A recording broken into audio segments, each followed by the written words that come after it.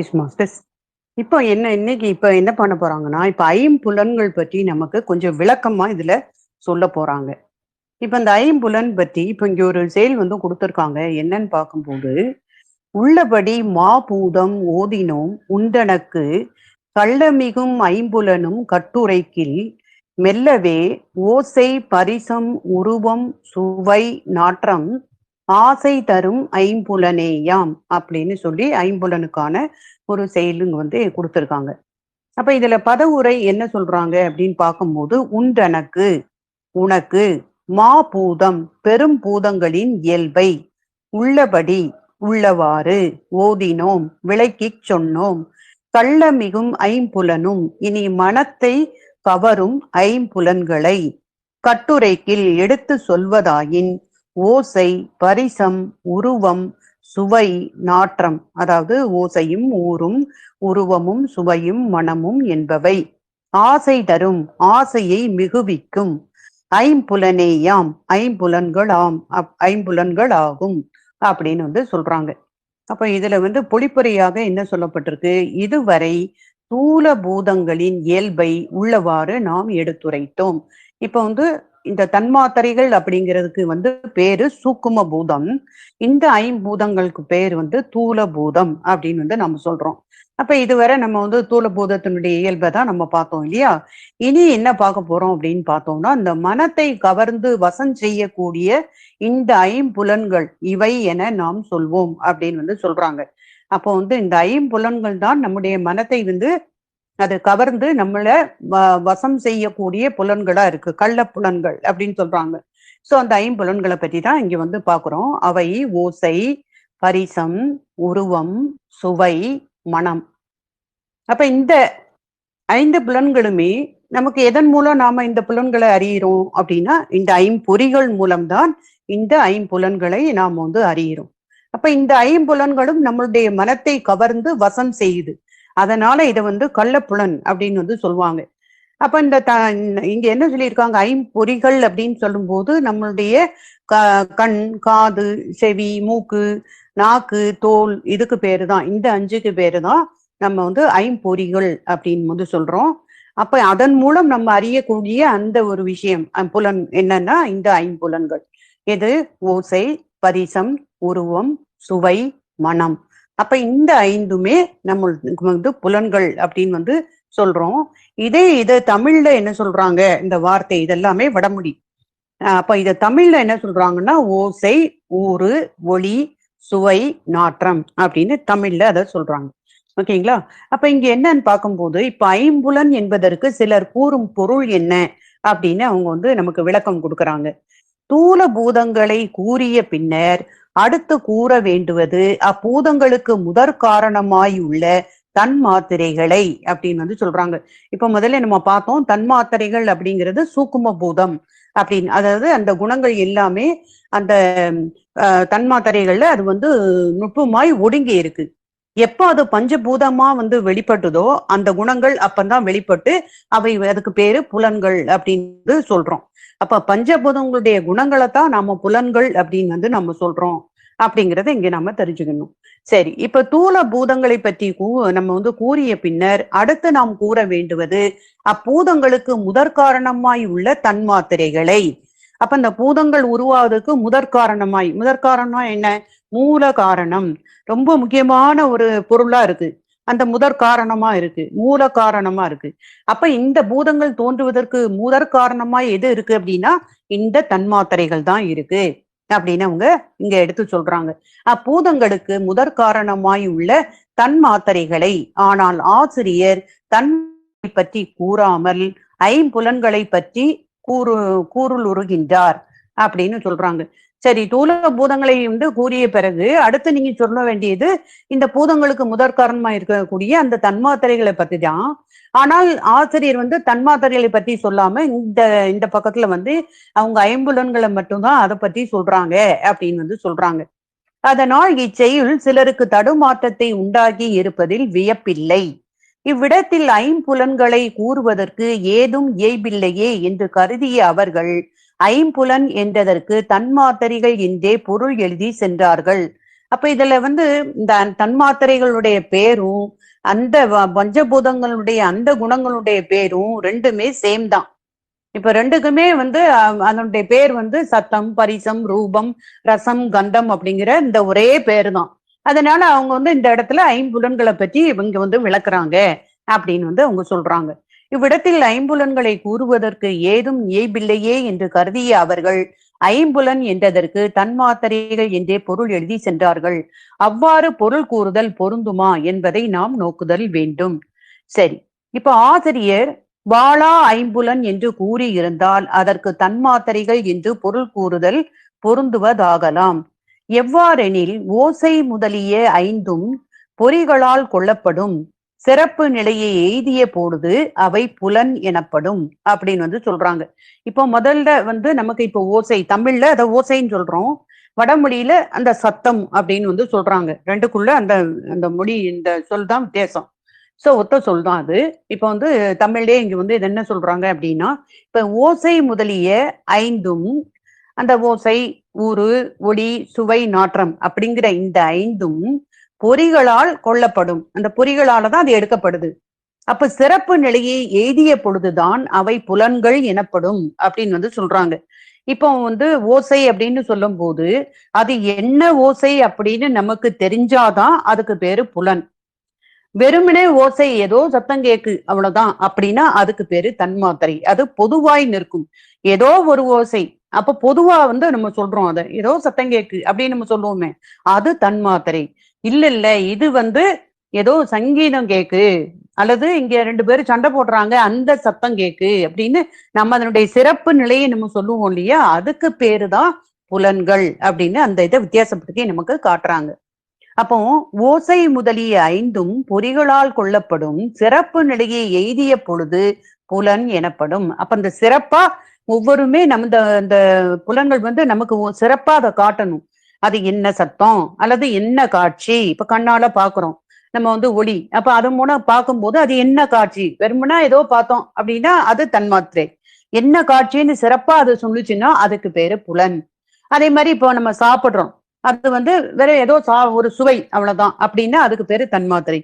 அது கசப்பா இருந்ததா, இனிப்பா இருந்ததா, அல்லது ஓர்ப்பா இருந்ததா அப்படின்னு அதனுடைய சிறப்பு தன்மையை அது சொல்லுச்சு அப்படின்னா அப்பந்தான் அதுக்கு பேரு புலன்கள் அப்படின்னு வந்து அவங்க சொல்றாங்க. சோ அவை செவி முதலிய பொறிகட்கு புலன் ஆகாமல் நுண்மையாய் நிற்கும். அப்ப வந்து நான் அந்த சிறப்பு நிலையில இல்ல, அது பொதுவான நிலையில இருந்துச்சு அப்படின்னா அந்த செவி முதலிய அந்த பொறிகளுக்கு அது புலனாகாமல் நுண்மையாய் நிற்கும். தன்மாத்திரையில அதுக்கு அந்த பொறிகளால இப்ப வந்து ஒரு சத்தம் அப்படிங்கிற அந்த ஒரு இதை எடுத்துக்கோங்க, அல்லது இந்த தமிழ்லயே நம்ம சொல்லலாம் ஓசை அப்படிங்கன்னு எடுத்துக்கிட்டோங்களே, அது வந்து பொதுவான நிலையில எப்படி இருக்கும், அது ஏதோ ஒரு ஓசை அவ்வளவுதான், அதுக்கு பேரு தன்மாத்திரை. அப்ப ஏதோ ஒரு ஓசையா இருக்கிறதுனால இந்த செவி அப்படிங்கிற இந்த பொறிக்கு அதனால வந்து அதை புரிஞ்சிக்க முடியல. அந்த பொறிகளுக்கு புலனாகாமல் அது நுண்மையா இருக்கு. அது அது வந்து எப்ப என்ன சத்தம் அப்படிங்கிற என்ன ஓசைங்கிறது அது தெரியுதோ அப்பதான் அதுக்கு பேரு புலன் அப்படின்னு நம்ம சொல்லுவோம். அது என்ன சத்தம்னு தெரியாம வெறும் ஓசை அல்லது வெறும் சத்தமா இருந்துச்சு, பொதுவான விஷயமா அது ஏதோ சத்தம் கேக்கு அப்படின்னு நம்ம சொன்னா அதுக்கு பேரு தன்மாத்திரை. ஏன் அப்படின்னா அந்த தன்மாத்திரை நிலையில அந்த பொறிகளுக்கு அது என்ன சத்தம்ங்கிறது புலனாக்க முடியாம அது வந்து நுண்மையா இருக்கு அப்படின்னு அவங்க சொல்றாங்க. அப்ப செவி முதலிய அந்த பொறிகளுக்கு புலனாகாமல் நுண்மையாய் நிற்கும் நிலையும் உண்டு. அந்நிலையில் அவை தன்மாத்திரைகள் எனப்படும். அப்ப தன்மாத்திரைகள் அப்படின்னு சொன்னாலே நம்மளுடைய இந்த ஐம்பொறிகள் இருக்குல்ல, இந்த ஐம்பொறிகளுக்கும் செய்யக்கூடிய அந்த கிடைக்கக்கூடிய அந்த இப்போ ஒரு என்ன சொல்றோம், இப்ப ஓசை, ஊறு, ஒளி, சுவை, நாற்றம் இது எல்லாமே ஐம்பொறிகளுடைய தொழில்கள் இல்லையா. இந்த ஐம்பொறிகளுடைய தொழில்களும் எப்படி இருக்குமா, இந்த ஐம்பொறிகளுக்கும் வந்து புலனாகாமல் அது வந்து ஒடுங்கி இருக்கும் அல்லது நுண்மையா இருக்கும் அப்படின்னு சொல்றாங்க. அதுக்கு பேரு தான் அது வந்து தன்மாத்திரை அப்படின்னு வந்து சொல்றாங்க. இது வந்து நம்ம காது கேட்கக்கூடிய ஓசை வந்து பொதுவா ஏதோ ஒரு சத்தம் அப்படிங்கிற நிலையில தான் நமக்கு கேட்கும். அந்த பொறிக்கு அவ்வளவுதான் தெரியும், ஏதோ சத்தம் கேட்கு அப்படிங்கிற மட்டும்தான் இந்த செவிக்கு அதால புரிஞ்சுக்க முடியும். ஏன்னா அந்த பொறிகளால புலனாகாமல் அது நுண்மையா இருக்குது. நமக்கு இப்ப தூரத்துல ஏதோ சத்தங்கன்னா ஏதோ சத்தம் கேக்கு அப்படின்னு நம்ம சொன்னோம்னா அது என்ன சத்தம்னு நமக்கு தெரியாது, ஏதோ ஒரு சத்தம். அப்ப அது தன்மாத்திரைங்கிற அளவுலதான் அது நிற்கும். அதே மாதிரிதான் இப்ப ஊரு அப்படின்னு வச்சுக்கோங்க. ஊருன்னு அப்படின்னு பார்க்கும்போது ஏதோ நம்மள யாரோ இப்ப தொடுறாங்க, ஏதோ ஸ்பரிசம். அது வந்து தொடும் போது அது வந்து நமக்கு ஒரு சாஃப்டா இருக்கா அல்லது பிசு பிசுன்னு இருக்கா, ஒரு ஈரப்பதமா இருக்கா அல்லது சுடுதா, அப்படி எதுவுமே நம்ம அதை வித்தியாசப்படுத்தி நம்மளால சொல்ல முடியாது. ஏதோ டச் பண்ண மாதிரி இருந்தது, அவ்வளவுதான். அதுக்கு பேரு தன்மாத்திரை. இப்ப ஒளியை எடுத்தாலும் நம்ம பார்க்கக்கூடிய காட்சி பொதுவா தான் இருக்கும், ஏதோ பார்த்தோம் ஆனா அது என்னன்னு தெரியல. இப்ப யாரோ வர மாதிரி இருக்கு, தூரத்துல இருந்து வந்தாங்கன்னா யாரோ வராங்க அங்க இருந்து அப்படின்னு சொல்லுவோம். அது வரக்கூடிய பர்சன் யாருங்கிறது நம்மளால சொல்ல முடியாது, அது வந்து தன்மாத்திரை. அதே மாதிரி இப்ப சுவை நான் சொன்னேன், என்ன டேஸ்ட்ன்னு நம்ம சொல்ல முடியல அப்படின்னா அதுக்கு பேரு தன்மாத்திரை. அதே மாதிரி இப்ப நாட்டம், மனம், என்ன மனம்னு தெரியாது, அந்த பர்டிகுலரா நம்மளால சொல்ல முடியாது. ஏன்னா நம்ம மூக்குங்கிற அந்த பொறிக்கு அது வந்து புலனாகாமல் நுண்மையாய் இருக்கும், அதுக்கு பேரு தான் தன்மாத்திரை. இப்ப இதை தாண்டி ஓ இது பாட்டு சத்தம், இது இந்த சினிமா காட்சியை நான் பாக்குறேன், அல்லது தூரத்துல அங்க வர்றவரு என் மாமா வர்றாங்க, அல்லது இந்த என்னை தொடும்போது எனக்கு ரொம்ப ஒரு என்னது ஒரு வந்து பிசு பிசுப்பா இருந்தது, அல்லது எனக்கு வந்து சொர சொரன்னு இருந்தது, அல்லது அந்த மனம் வந்து இவ்வளவு ஸ்வீட்டா இருந்தது, இந்த பூவுனுடைய மலர் மனம் மாதிரியே இருந்தது, இப்படி நான் ஐடென்டிஃபை பண்ண முடிஞ்சதுன்னா அதுக்கு பேரு புலன்கள்.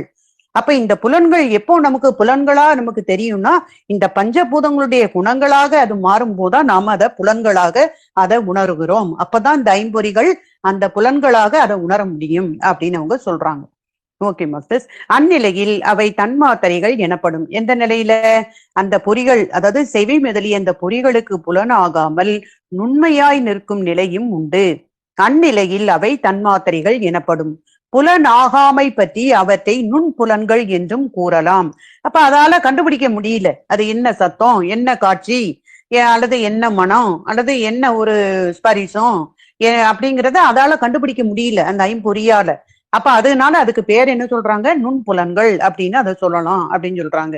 அம்முறையில் செயலில் ஐம்புலன் என்று மட்டும் கூறியிருந்தால் நுண்புலன்களை அவை குறிப்பதாக கொண்டு தன்மாத்திரைகள் என கூறுவதற்கு அங்கு இடம் உண்டு அப்படின்னு வந்து அவங்க சொல்றாங்க. அப்ப இந்த செயல் ஐம்புலன் மட்டுமே சொல்லி இருந்தாங்க அப்படின்னா இது வந்து நுண்புலன்களை வந்து அவங்க வந்து குறிப்பதா வந்து கொண்டு தன்மாத்திரைகள்னு அது சொல்லியிருப்பாங்க அப்படின்னு அந்த இடத்துல வந்து ஒரு விஷயத்தை இங்க சொல்றாங்க. அப்போ நமக்கு எப்ப வந்து ஐம்புலன்கள் அப்படின்னு சொல்றாங்களோ அப்ப நமக்கு அதை புரிஞ்சுக்கணும். ஓகே, இது பூதங்களுடைய குணமாய் வெளிப்பட்ட பிறகு அது வந்து ஐம்புலன்கள் அப்படின்னு தெரிஞ்சுக்கணும். இப்ப அது வந்து ஐம்புலன் வந்து ஒரு நுண்புணலா இருக்கு, நுண்புலனா இருக்கு அப்படின்னா அது பேரு தன்மாத்திரைகள் அப்படிங்கிறத நாம இங்க தெரிஞ்சுக்கலாம். ஓகேங்களா? இப்போ அடைமொழிகளால் ஆசிரியர் வந்து நமக்கு என்ன உணர்த்துறாங்க அப்படின்னா, இந்த ஆசிரியர் ஐம்புலனை குறிப்பிடும் 2 இடங்களிலும் அடைமொழி புணர்ந்து அவர் வந்து கூறியுள்ளார். கள்ள மிகும் ஐம்புலன் என்றும் ஆசை தரும் ஐம்புலன் என்றும் கூறியுள்ள அந்த அடைமொழிகளை நாம் நோக்குதல் வேண்டும். அப்ப இந்த இடத்துல ஸ்பெசிபிக்கா சொல்றாங்க, கள்ளம் மிகும் ஐம்புலன், ஆசை தரும் ஐம்புலன் அப்படின்னு சொல்லி நமக்கு இந்த அடைமொழி கொடுத்து சொல்றாங்க. அப்ப அந்த ஓசை முதலிய இந்த 5ம் பூதங்களினுடைய குணங்களாய் வெளிப்பட்டு நின்று செவி முதலிய பொறிகளால் கொள்ளப்படும் போதே அவை நம் மனத்தை பற்றுகின்றன. இப்போ ஒரு நல்ல இனிமையா ஒரு சத்தம் கேக்கு, என்ன சத்தம் தெரியல, ஏதோ ஒரு சவுண்டு கேக்கு, ஓகே அது தன்மாத்திரை. நல்ல சங்கீதம் நமக்கு நல்ல சங்கீதம் கேட்கும் போது ஆட்டோமேட்டிக்கா நாம ரசிக்க ஆரம்பிச்சிருவோம், அந்த மனம் வந்து மயங்க ஆரம்பிச்சிருவோம் அதுல, இல்லையா? அப்ப அந்த ஐம்புலன்கள்ல மட்டும்தான் இந்த மனம் வந்து அந்த மயக்கத்துக்கு உள்ளாகும். ஏன்னா அத முழுமையா அப்பந்தான் அந்த சிறப்பை வந்து அது உணருது, அப்பந்தான் அதுக்கு அந்த ரசனை, அந்த ஒரு மயக்கம் அப்படிங்கிறது அது கவரப்படுது. அப்பந்தான் அந்த மனம் வந்து அந்த ஐம்புலன்களால மட்டும்தான் கவரப்படுமே ஒழிய இந்த தன்மாத்திரைகளால இந்த மனம் வந்து கவரப்படாது. ஏன்னா அதால புரிஞ்சுக்க முடியாத நிலையில அதுவே இருக்கு, ஐம்பொறியிலே அந்த புரிஞ்சுக்க முடியாம இருக்கும்போது அந்த மனத்துக்கும் அது வந்து தெரியாது, இல்லையா? அதத்தான் இங்க வந்து சொல்றாங்க. ஓசை முதலிய 5ம் பூதங்களினுடைய குணங்களாய் வெளிப்பட்டு நின்று செவி முதலிய பொறிகளால் கொள்ளப்படும் போதே அவை நம்முடைய மனத்தை பற்றுகின்றன, ஆசையை மிகுவிக்கின்றன. இவ்வகையில் அவை பொறிகளுக்கு விடயங்கள் ஆகின்றன. சோ அதுக்கு நமக்கு ஒரு ஒரு ஆதாரம், ஒரு ப்ரூஃப் மாதிரி ஆயிருது அது. ஏன் எதுக்கு நீ சந்தோஷப்பட்ட, எதுக்கு இந்த மனம் ஏன் அந்த அந்த நேரத்துல அப்படி மயங்குச்சு, ஏன் வந்து ஒரு மயக்கத்துக்கு போச்சு, ஒரு ஆசைப்பட்டது ஏன், அதுக்கு ஒரு விடயம் இருக்கு, ஒரு ப்ரூஃப் இருக்கு. என்னன்னா அது என்ன ஓசைன்னு நான் கண்டுபிடிச்சிருக்கேன். இல்லையா? ஓ, நல்ல இனிமையான சங்கீதம், அதனால நான் ரசிச்சேன், என் மனம் அதுல கவுந்தது அதுல அப்படின்னு நம்ம சொல்லலாம். அதனால அவை பொறிகளுக்கு விடயங்கள் ஆகின்றன. தன்மாத்திரைகள் அங்கனம் பொறிகளுக்கு விடயம் ஆவது இல்லை.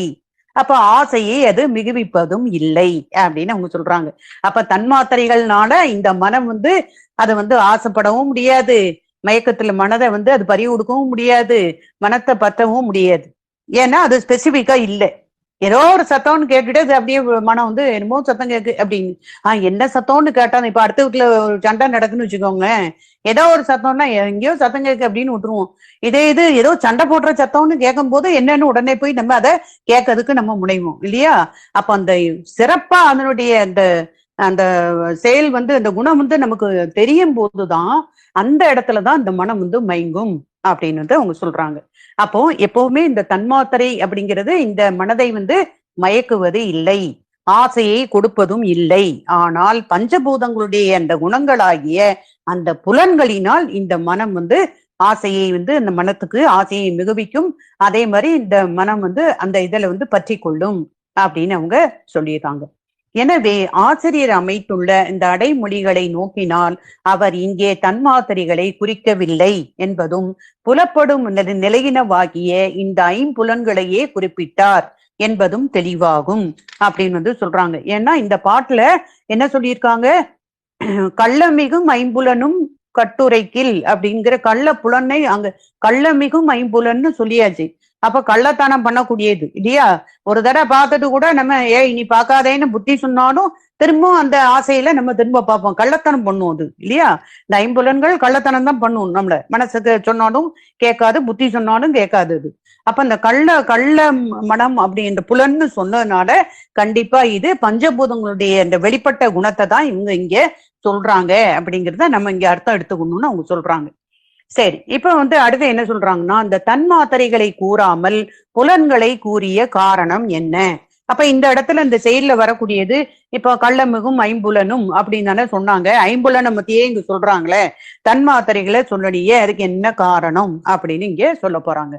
தன்மாத்திரைகளை தத்துவங்கள் என்றும் ஐம்புலன்கள் என்பவை புலப்படும் குணங்களாகிய தாத்வீகங்கள் என்றும் முன்னே குறிப்பிட்டது நினைவு இருக்கலாம். அப்ப இந்த நமக்கு ஆன்ம தத்துவங்கள்ல நமக்கு தன்மாத்திரைகள் அப்படிங்கிற அந்த அஞ்சும் தத்துவமாக வருகிறது. இப்ப ஆன்ம தத்துவங்கள் நமக்கு தெரியும் இல்லையா? நம்முடைய அந்த கரணங்கள் 4, ஞானேந்திரியங்கள் 5, கண்மேந்திரியங்கள் 5, பின்ன அதுக்கப்புறம் தன்மாத்திரைகள் 5, அப்புறம் பஞ்சபூதங்கள் 5.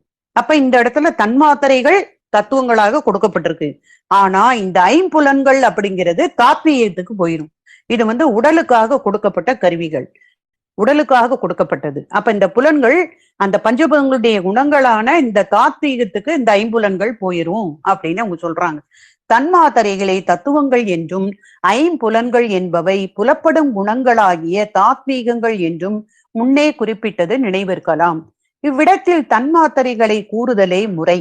அதை விடுத்து தாத்துவிகங்கள் ஆகிய அந்த புலன்களை கூறியிருப்பது எக்காரணம் பற்றி என வினவலாம் அப்படின்னு அவங்க சொல்றாங்க.